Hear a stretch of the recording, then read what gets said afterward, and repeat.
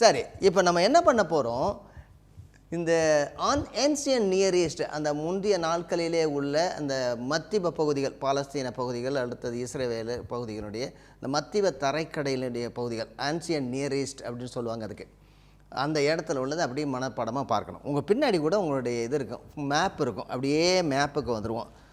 அந்த மேப்பில் எடுத்துட்டிங்கன்னா ஆபிரகாமுடைய நாட்கள் அந்த இருக்க கடைசி ஆபிரகாம் பிரயாணம் பண்ணின தேசங்கள் அப்படின்னு சொல்லியிருக்கு. இதுதான் அந்த மேப். ரொம்ப நல்லா இருக்குது. இந்த மேப்பில் தான் எல்லாம் நடந்திருக்கு. இந்த இடத்துக்குள்ளே தான் எல்லாம் நடந்திருக்கு. பைபிளில் எழுதப்பட்ட அனைத்தும் ஒருவேளை பவுலடியார் வந்த பிறகு பின்னாடி இன்னொரு மேப் கொடுக்கப்பட்டிருக்கும். பவுலடியார் அதை வந்து எடுத்துகிட்டு ரோமாபுரி வரைக்கும் கொண்டு போகிறத பார்க்கலாம். ஆபிரகாம் பிரயாணம் பண்ணின தேசங்கள்னு சொல்லப்பட்டிருக்கு. சரியா? வரைபடத்தை பார்க்கறதுக்கும் போது அதை திசையை வச்சு பார்க்கணும். என்னாச்சு? வரைபடம் தான். ஆமாம், வரைபடம். மன வரைபடம்ங்கிறது வந்து நம்ம போடுற டயக்ராம். இது வந்து உண்மையான வரைபடம். மேப்னால ஈஸியாக புரிஞ்சிருது. ஓகே, இதை எந்த மேப்பும் வசிக்கிற முன்னாடி நீங்கள் ஹிஸ்ட்ரி ஜாகிரபி படிச்சிங்க. கொஞ்சம் என்ன பாருங்களேன். மேப்பு வந்து மேலே என்ன டைரெக்ஷன் கொடுப்பாங்க, எந்த டைரெக்ஷன் மேலே வந்து எப்போவுமே நார்த்தாக தான் இருக்கும், மேல் பகுதி. சரி, மேல் பகுதி நார்த்து. அப்போ நேராக அதுக்கு கீழே சவுத்து, தெற்கு பகுதி. சரி, அதுக்கு அடுத்தது நம்முடைய வலது கை இருக்கிறது ஈஸ்ட்டு, அப்புறம் இடது கை போகிறது வெஸ்ட்டு. நம்ம பொதுவாக வந்து ஈஸ்ட்டு பக்கம் முகத்தை வச்சுட்டு அப்படி அதுதான் டைரெக்ஷனுக்கு சொல்லிக் கொடுப்போம். ஏன்னா நமக்கு கரெக்டாக கிழக்கே தான் சூரியன் உதிக்கும். ஆனால் நார்வேக்கு போனீங்கன்னா தலைக்கு மேலேயே இருக்கும் அது சூரியன். அதனால் அங்கே ஒன்றும் செய்ய முடியாது. ஓகே, இப்போ தெளிவாகிறது. மேலே உள்ளது வடக்கு, கீழே தெற்கு, அதுக்கு அடுத்ததாக நம்ம வலது கை கிழக்கு. இப்போ இந்த 4 பகுதி நம்ம வச்சிட்டோம். இப்போ இந்த 4 கார்னரை இப்போ நம்ம கண்டுபிடிக்கணும். 4 கார்னரில் 4 முனைகள் நிலையும், அதாவது 2க்கு நடுவில், வடக்குக்கும் கிழக்குக்கும் இடையில, வடக்குக்கும் மேற்குக்கும் இடையில, மேற்குக்கும் தெற்குக்கும் இடையில, அப்படின்னு வந்து அந்த டைரெக்ஷனை மட்டும் பார்ப்போம். சரி, வரிசையாக பார்ப்போமா? இப்போ ஒன்றா அந்த இதில் எடுத்து வச்சிங்க. சரி, இப்போ வடக்குக்கும் மேற்குக்கும் இடையில உள்ள ஒரு கடல், வடக்குக்கும் மேற்குக்கும் இடையில உள்ள கடல் இல்லைங்க, கருங்கடல். அப்போ இங்கே வந்து உங்களுக்கு முடிக்கு டை அடிக்கிறேன்னா அங்கே போய் குளிக்கலாம். இல்லை, ஞாபகத்துக்காக, பிள்ளைங்க ஞாபகம் வச்சுக்கிறதுக்காக யோசனை என்ன, பிளாக் சி, அடுத்து வந்து கருங்கடல். ஓகே, சரி. அதுக்கு அடுத்ததாக வடக்குக்கும், அதுக்கு அடுத்ததாக கிழக்குக்கும் கடல். என்னது? ஆமாம், ஒரு பை நிறைய காசை போட்டு கொடுக்குறாங்க. காஸ்பியன் கடல். சரி, ஞாபகம் வச்சுக்கிறதுக்காக சொல்கிறேன். இங்கே வந்து தலையில் முடியில் டை அடிக்கிறதுக்காக கருங்கடல், இங்கே கை நிறைய காசு, பை நிறைய காசு பை, காஸ்பியன். சரி, அதுக்கு நேராக கீழே கிழக்குக்கும் தெற்குக்கும் இடையில வந்து ஒரு வளர்ந்த கடா இல்லை வளைகுடா. ஆமாம், வளைகுடான்னா உள்ளே தண்ணி வந்திருக்கும். சரி, அதில் எங்கே என்ன இருக்குது? அதில் பாரசீக வளைகுடா, பெர்ஷியன் கல்ஃப். ஆமாம், பெர்ஷியன் கல்ஃப். சரியா? அது வந்து பிழிந்து உள்ளே வந்திருக்கும். ஆமாம், பாரா வளர்ந்த கடா.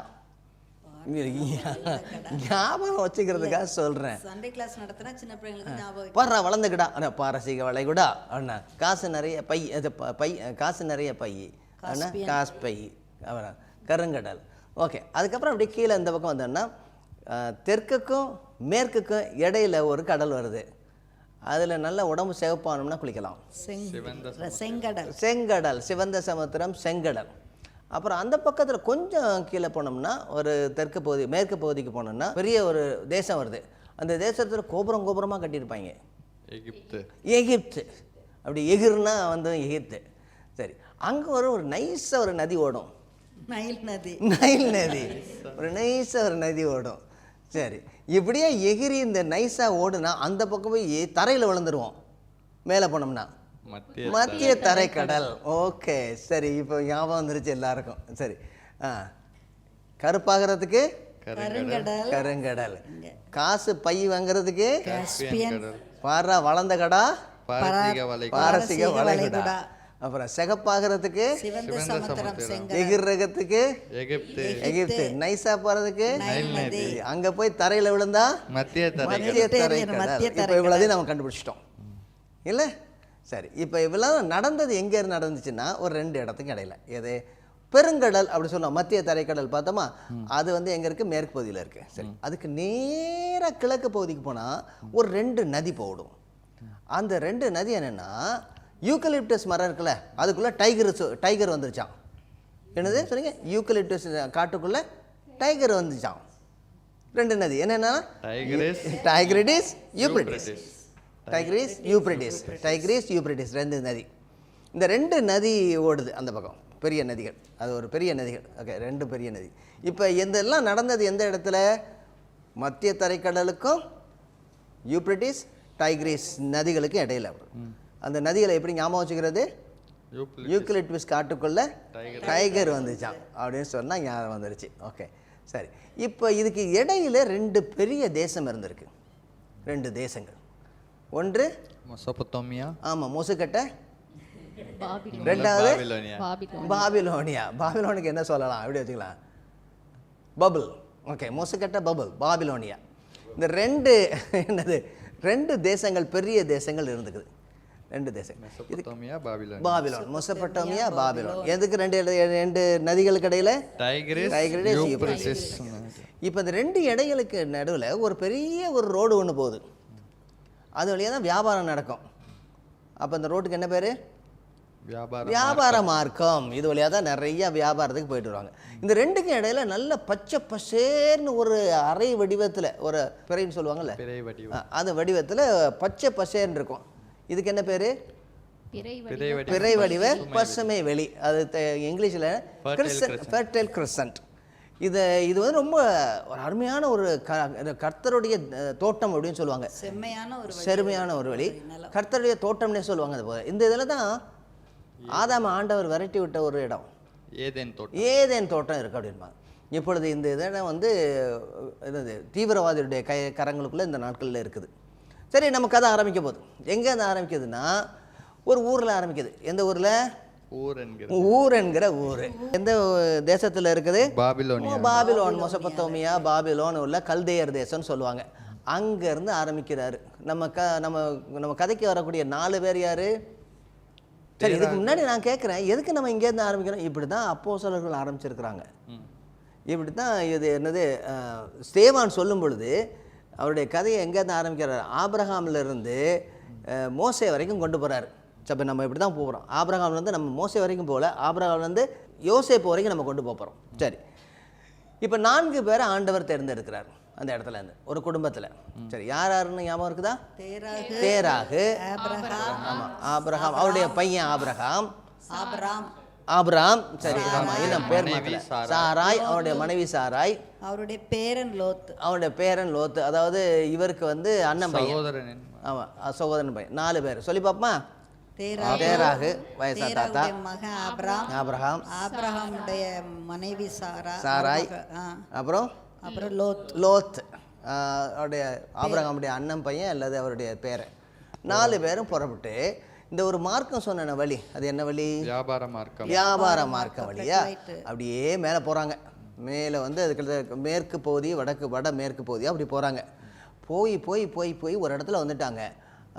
தேராகு அங்கே உள்ள இடத்துக்கு வந்து ஹரான் ஒரு இடத்துக்கு வந்தாங்க. ஆரான் அல்ல ஹாரான். என்ன பேர்? ஹரான் அல்ல ஹாரான். ஹாரான்னா சரியான வார்த்தை. அந்த இடத்துக்கு வந்துட்டாங்க. 4 பேரும் புறப்பட்டு அவங்க ஊரை விட்டுட்டு. ஆண்டவர் என்ன சொன்னார்? இங்கேருந்து நீ புறப்பட்டு எங்கே போனார்? காணாத தேசத்துக்கு போ அப்படின்னாரு. காணாத கானான் தேசத்துக்கு போ அப்படின்னாரு. அப்பொழுது அவர்களுக்கு காணாமல் இருந்தது அந்த கானான் தேசம். ஆமாம், காணாத தேசத்துக்கு புறப்பட்டு போ அப்படிங்கிறார். சொந்த வீட்டையும் சொந்த இடங்களையும் விட்டுட்டு புறப்பட்டு போடுங்கிறார். உடனே புறப்பட்டுட்டாரா? ஆமாம், புறப்பட்டார். ஆனால் புறப்பட்டு எது வரைக்கும் போனார்? ஆரான் வரைக்கும் போனார். ஆரானில் என்ன செஞ்சிட்டாங்க? ஸ்டே பண்ணிட்டாங்க, தங்கிட்டாங்க, கூடாரம் போட்டாங்க. நல்ல பண வசதி வந்துருச்சு அவங்களுக்கு. பண வசதி வந்தால் மூவ் பண்ணுறது கஷ்டம் இல்லைல்ல. முன்னாடி சின்ன வீடாக இருந்தால், அதாவது வீடு கொஞ்சமாக இருந்தால், திங்ஸ் எல்லாம் கொஞ்சமாக இருந்தால் எடுத்துகிட்டு போயிடலாம். இப்போ திங்ஸ் பெருசாக இருந்துன்னா போக முடியாது. நிறைய லக்கேஜ் வந்துருச்சு. அங்கே நல்ல செல்வந்தர் ஆகிட்டாங்க. ஆனால் ஆண்டவர் என்ன சொன்னார்? நீ புறப்பட்டு கானான் தேசத்துக்கு போ அப்படின்னாரு. ஏன் ஆண்டவருடைய திட்டம் என்ன? ஆண்டவருடைய திட்டம் எதுக்காக இந்த குடும்பத்தை அழைக்கிறாரு? பூமியில் உள்ள வம்சங்கள் எல்லாம் உனக்குள்ளே ஆசீர்வதிக்கப்பட வேண்டும். ஆமாம், உன் சந்ததிக்குள்ளே. இப்போ 12வது அதிகாரம் 1 முதல் 3 வசனங்களை கொடுத்து அனுப்புகிறாரு. ஆனால் அங்கே போனவங்க என்ன செஞ்சீங்க, ஆரான்லேயே அல்லது காரான்ங்கிற இடத்துல, ஆரான் அல்லது காரான்னு அதை வந்து தமிழில் வந்து காரான் இருக்கும், அல்லது சில இடத்துல ஆரான் எழுதியிருக்கும். சரியான உச்சரிப்பாக காரான். அந்த இடத்துல போய் தங்குறாங்க. எத்தனை வருஷம் தங்கிட்டாங்கன்னு தெரியுங்களா? 23 வருஷம். 23 வருஷம். நமக்கு இதில் எழுதப்படலை, ஆனால் வந்து அதனுடைய அடிப்படையாக வந்து சரித்திரத்தினுடைய அடிப்படையில் பார்க்க 23 வருடங்கள் அங்கே தங்கிட்டாங்க. கொஞ்சம் நஞ்ச நாட்கள் இல்லை. எது வரைக்கும் தங்கினாங்க? எனக்கு தெரிகிற இந்த தேராகு வந்து கொஞ்சம் யோசிச்சிருப்பார் நம்ம எப்படி போகிறதுன்ட்டு. தேராகு இறந்து போகிற வரைக்கும் அங்கே தங்கியிருக்காங்க. அப்போ தேராகு மரித்து போகிறார், அங்கேயே அடக்கம் பண்ணுறாங்க. அடக்கம் பண்ண பிறகு மறுபடியும் கர்த்தருடைய வார்த்தை அவருக்கு வருது. யாருக்கு வருது? ஆபிரகாமுக்கு வருது. ஆபிரகாமுக்கு வந்து நீ என்ன சொல்கிற, இங்கேருந்து நீ புறப்பட்டு போ. சரி, இப்போ 12வது அதிகாரம் 1, 2, 3 வசனங்களை வாசிங்க. கர்த்தர் ஆபிரகாமை நோக்கி, அது வந்து சரியானபடி எழுதுனா அப்பொழுது கர்த்தர் ஆபிரகாமை நோக்கின்னு சரியான வார்த்தை இருக்கும். இதெல்லாம் நடந்து முடிஞ்சிச்சு. நான் உன்னை எங்கே போக சொன்னேன்? நீ வந்து கானான் தேசத்துக்கு போகணும். அங்கே நான் உன்னை ஒரு பலத்த ஜாதி ஆக்கிடுவேன். அங்கேருந்து உன் மூலமாக என்னை எதிர்த்து கொண்டே இருக்கக்கூடிய இந்த மக்களுக்கு ஆசீர்வாதத்தை கொண்டு வரணும்னு சொல்லி உன்னை கொண்டு போகிறேன். நீ என்ன செஞ்சிட்டேங்க? 23 வருஷம் இங்கே நீ கொட்டையை போட்டுட்ட, நிறைய பணம் தொட்டுலாம் வந்துருச்சு உனக்கு. ஆனால் என்னுடைய அழைப்பு மாறாதது. ஏன்னா உன்னை கொண்டு நான் செய்யக்கூடிய காரியம் அதிகமாகுது. நீங்கள் அதிகமாக நம்ம வந்து அநேக நேரங்களில் அந்த ஆபிரகாமோட ஸ்டோரியை மட்டும் படிச்சுட்டு போகிறோம். ஆனால் கர்த்தர் அதுக்கு பின்னாடி இருந்து இயக்கி கொண்டு இருக்கிறத பார்க்குற கிடையாது. எதுக்காக அவனை கொண்டு வர்றாரு? திரும்ப கூப்பிட்றாரு. என்ன செய்கிறாரு? நீங்கள் இருந்து புறப்பட. அப்பொழுது கர்த்தர் ஆபிரகாமை நோக்கி. நீங்கள் அதை வந்து தமிழில் போடும்போது அப்படி தான் நீங்கள் அதை வாசிக்கணும். அப்பொழுது கர்த்தர். இதெல்லாம் நடந்து முடிச்சு வரும். சரி, வாசிங்க. அப்பொழுது கர்த்தர் ஆபிரகாமை நோக்கி, நீ உன் தேசத்தையும் உன் இனத்தையும் உன் தகப்பனுடைய வீட்டையும் விட்டு புறப்பட்டு நான் உனக்கு காண்பிக்கும் தேசத்துக்கு போ. நான் உன்னை பெரிய ஜாதியாக்கி உன்னை ஆசீர்வதித்து உன் பேரை பெருமைப்படுத்துவேன். நீ ஆசீர்வாதமாயிருப்பாய். உன்னை ஆசீர்வதிக்கிறவர்களை ஆசீர்வதிப்பேன், உன்னை சபிக்கிறவர்களை சபிப்பேன். பூமியில் உள்ள வம்சங்கள் எல்லாம் உனக்குள் ஆசீர்வதிக்கப்படும் என்றார். சரி, இதில் என்ன செய்கிறாரு? இப்போ ஒரு 3 ஆசீர்வாதம் இதில் வந்து தெளிவாக கொடுக்குது. சில சொல்லுவாங்க 7 ஆசீர்வாதங்கள் இதில் இருக்குன்பாங்க. 7 விதமான ஆசீர்வாதங்கள் ஆண்டவர் கொடுக்குறாருன்னு. ஆனால் நமக்கு வந்து ரொம்ப தெளிவாக நமக்கு 3 விதமான ஆசீர்வாதங்கள் இதில் தெரியுது. சரி, என்னென்னலாம் சொல்கிறாரு? முதல்ல என்ன சொல்கிறாரு? ஆசீர்வாதம் நம்பர் 1, பெரிய ஜாதியாக்குவேன். அதுதான் முதல் ஆசீர்வாதமா. உனக்கு ஒரு தேசத்தை கொடுப்பேன், உனக்கு ஒரு ஊரை தருவேன். நீ என்ன இப்படி சுற்றிக்கிட்டே இருக்கிற? நீ ஒரு இடத்துல நிலையாக இருந்தால் தானே நீ வந்து சாட்சியாக இருக்க முடியாது. ஒரு ப்ராமிஸ் லேண்ட், உனக்கு வந்து வாக்குத்தத்தம் பண்ணப்பட்ட ஒரு தேசத்தை கொடுப்பேன். நீ உன்னுடைய வீட்டை விட்டுட்டு வா, நான் உன்னை ஒரு பெரிய வந்து ஒரு தேசத்தை கொடுக்க போகிறேன். ஏன்னா அதன் மூலமாக நீ அநேகருக்கு ஆசீர்வாதம், நீ அநேக தேசங்களை ஆசீர்வதிக்க வேண்டும் என்றால் உன்னை ஒரு தேசமாக்குவேன். அநேக குடும்பங்களை ஆசீர்வதிக்க வேண்டாம், உன்னை ஒரு குடும்பமாக்குவேன். சரி, முதலாவதாக தேசத்தை கொடுக்குறாரு. அதாவது ஒரு இடம் தர்றார், ஒரு நாடு தர்றார், தங்கி இருக்கிறதுக்கு அந்த நிலம் தர்றார். சரி, கொடுப்பேன்கிறார். நான் இந்த நாளில் நம்ம பார்த்தோம்னா அது இஸ்ரேல் தேசம் அப்படின்னு சொல்லி பார்க்குறோம். சரி, அடுத்ததாக என்ன சொல்கிறாரு? இரண்டாவதாக பெரிய ஜாதியாக்குவேன் அப்படிங்கிறார். அப்போ ஒரு சந்ததியை நான் கொண்டு வருவேன்கிறார். அதில் என்ன சொல்கிறார்? உனக்கு ஒரு வித்து கொடுப்பேன். எங்கே இந்த வித்துன்னு வரும்போது நம்ம எங்கே பார்த்தோம்? முன்னாடி 3வது அதிகாரம் 15வது வசனத்தில் நீங்கள் வந்து சில தீமேட்டிக் வேர்ட்ஸ் இருக்கும். தீமேட்டிக் ஒரு அந்த தீமை வந்து அப்படியே தொடர்ந்து வந்துகிட்டே இருக்கும். இந்த வித்து அப்படிங்கிற வார்த்தையை நம்ம வந்து ரொம்ப மறக்கவே கூடாது. அதன் மூலமாக எப்படி வந்து இயேசு கிறிஸ்துவானவர் ஸ்திரீயினுடைய வித்து அப்படின்னு சொல்லி நம்ம பார்க்குறோம், அங்கே கொண்டு வரோம். சரியா? சரி, ஒரு சந்ததியை கொடுப்பேன், ஒரு வித்தை கொடுப்பேன். ஆபிரகாம் ஒரு பெரிய ஜனமாக உருவாகும். ஆபிரகாம் மட்டுமல்ல, ஆபிரகாம் உருவாகும், ஆபிரகாமோட சந்ததியோடு கூட இன்னும் சந்ததிகள் சேரும். ஆபிரகாமுடைய குடும்பமாக இருக்கும், இன்னும் சந்ததிகள் சேரும் நம்மளை மாதிரி. என்ன ஒன்று புரியலையா? ஆமாம், நம்மளை மாதிரி நம்மளாம் இன்னும் அநேக ஜாதிகள். ஏன்னா ஆவியின்படி, மாம்சத்தின்படி, ஆவியின்படி. என்ன 3வதாக என்ன சொல்கிறாரு? உன்னை ஆசீர்வதிப்பேன், பெருமைப்படுத்துவேன் எல்லாம் சொல்லிட்டு என்ன சொல்கிறாரு? எதுக்கு ஆசீர்வதிப்பாரு? பூமியில் உள்ள சகல வம்சங்களும் உன் மூலமாக ஆசீர்வதிக்கப்படும். உன் மூலமாக ஆசீர்வதிக்கப்படும். இந்த 3 வந்து ரொம்ப தெளிவாக சொல்கிறாரு. ஒரு தடவை சொல்லுவோமா? தேசத்தை கொடுப்பேன், பெரிய ஜாதியாக்குவேன், உன்னை ஆசீர்வாதத்தின் வடிகாலாக வைப்பேன். இங்கிலீஷில் சொல்ல போனால் அது ஒரு லேண்ட், அப்புறம் டிசெண்டன்ட், அதுக்கப்புறம் பிளெஸ்ஸிங். இன்னும் சொல்ல போனால் ப்ராப்பர்ட்டி கொடுக்குறாரு, அப்புறம் ப்ராஸ்டரிட்டி கொடுக்குறாரு, அதோட ஒரு ப்ராமிசரி 3ம் கொடுக்குறாரு. அது என்ன சொல்லணும்னா ஒரு பொசிஷன் கொடுப்பேன், அதுக்கு அடுத்தது ஒரு சக்சஷன் கொடுப்பேன், அதுக்கு அடுத்தது உனக்கு ஒரு மிஷன் கொடுப்பேன், உனக்கு ஒரு வேலை கொடுக்குறேன். இதுக்காக தான் ஆண்டவர் ஆசீர்வதிக்கிறார். ஆரம்பத்தில் இருந்து பார்க்குறோம், தொடர்ந்து தன்னை நிராகரித்து கொண்டு வரக்கூடிய இந்த ஜனங்களுக்கு ஆசீர்வாதத்தை கொண்டு வரும்படியாக ஒரு கூட்டத்தை, ஒரு குடும்பத்தை ஆண்டவர் தேர்ந்தெடுக்கிறார். தன்னுடைய சொந்த ஊரை விட்டு அவர் காணாத தேசமாகிய கானான் தேசத்துக்கு அழைத்து கொண்டு போகிறார். இடையில அவங்க ஒரு இடத்துல தங்கியிருந்தாலும் திரும்ப கர்த்தருடைய அழைப்பு வருகிறது. உன்னை நான் ஆசீர்வதிப்பதனுடைய நோக்கமே என்ன? அநேக ஜாதிகளை நீ ஆசீர்வதிக்க வேண்டும். இந்த ஆசீர்வாதம் இயேசு கிறிஸ்துவிலே நிறைவேறுகிறது. இன்று சுவிசேஷமாக சபையிலே நிறைவேறுகிறது. நாம் தொடர்ந்து பார்க்க போகிறோம். இது ஒரு மாபெரும் வரலாறு.